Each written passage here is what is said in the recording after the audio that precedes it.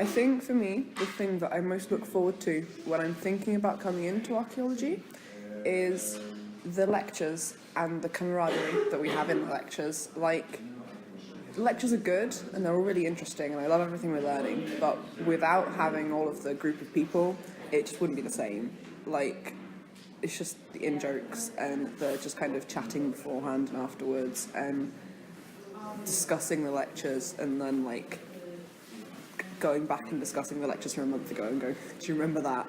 At the middle of March, we're all going to go, well, a few of us are going to go to Rome, which I've never been to before, and I'm really, really excited because it's just going to be so cool. I've never really been abroad.